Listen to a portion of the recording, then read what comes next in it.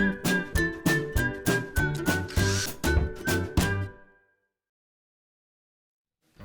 it's Steve.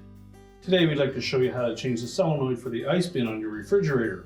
It's a really easy job. Let me show you how we do it. Now, to do this repair, the first thing we'll need to do is open up the freezer and remove the ice bin. We'll just set that aside. Then we'll remove the auger motor and solenoid assembly from the refrigerator. We'll set it on a suitable work surface where we can change out that solenoid. So we'll lift up that ice bin and set that aside. Now, to remove that auger assembly, we need to remove two screws that are located just at the very back on the bottom.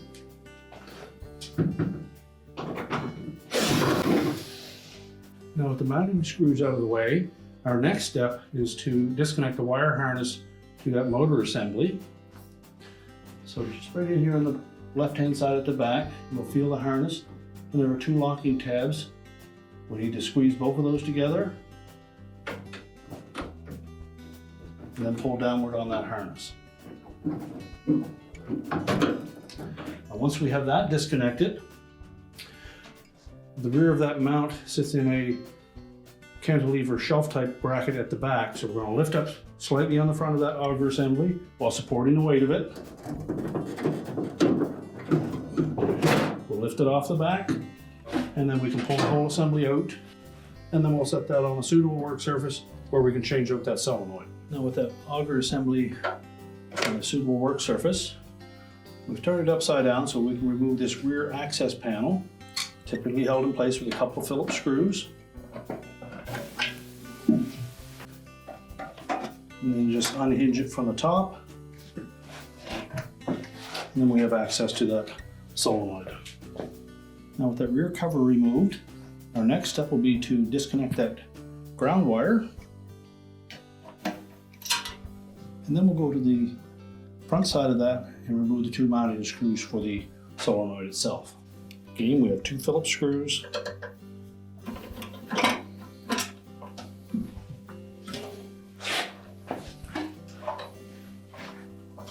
And then pull that assembly out where we can access the harness connectors.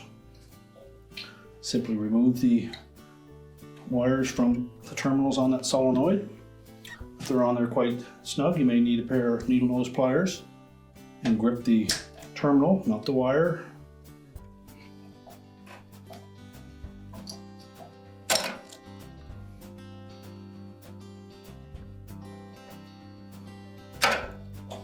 Now, with those removed, we'll next need to pull that plunger out.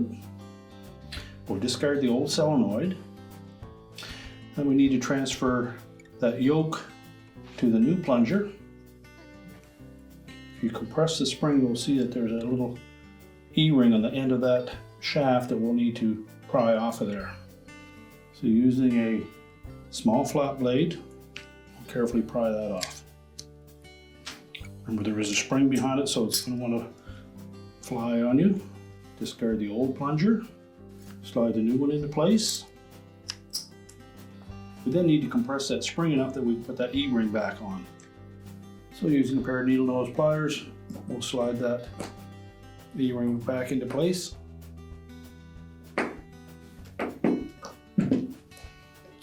Make sure that E-ring is pushed on completely. Now, before we install that new solenoid, we suggest that you determine which side is going to lay flat against the mounting bracket, and then we'll install those screws first, just so that we can cut a new thread into that mounting bracket. It's easier to do this when it's stationary. Just run them in all the way and then back them out. Then we're assured that they will go in easier with the solenoid installed.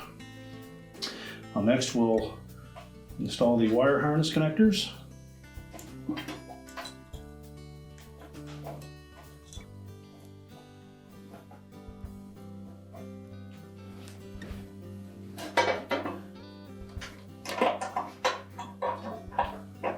Slide that plunger into the solenoid And then we'll go to the front where we can line up the mounting screws.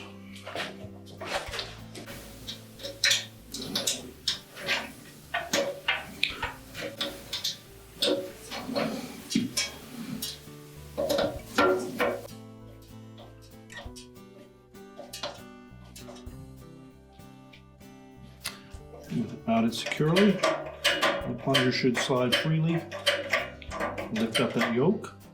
We'll go to the back side again and reconnect our ground screw.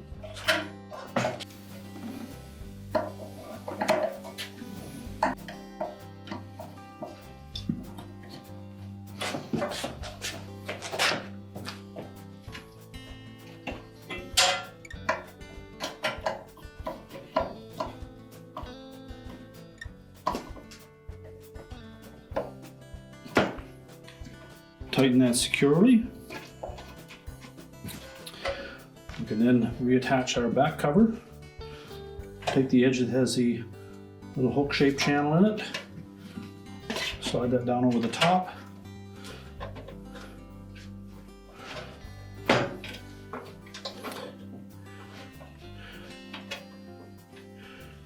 And reinstall the mounting screws from the bottom.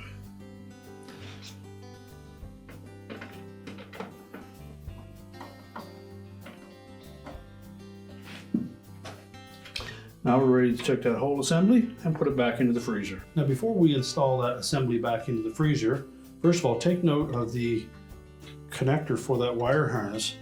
On one side there are two D-shaped holes for that connector to fit into. We need to make sure that we have that lined up properly.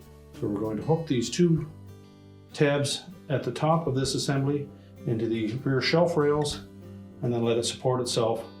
We'll reinstall the two screws and then connect the harness. So line up those two hooks with the slotted openings on those shelf rails.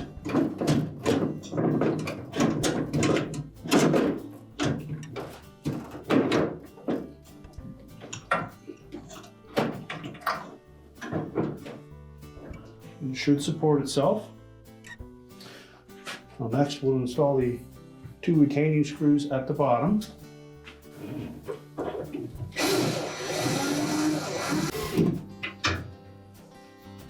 Now we'll reach up in and locate that wire harness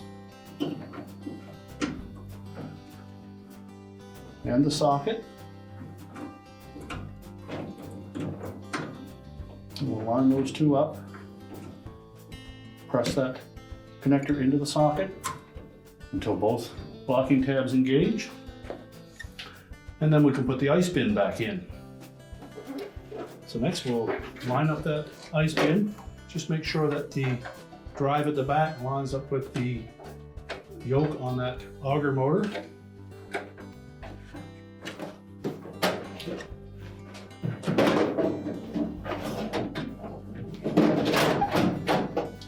Make sure it's locked into place. We can close the freezer up. We're ready to reconnect the power, and your repair is complete.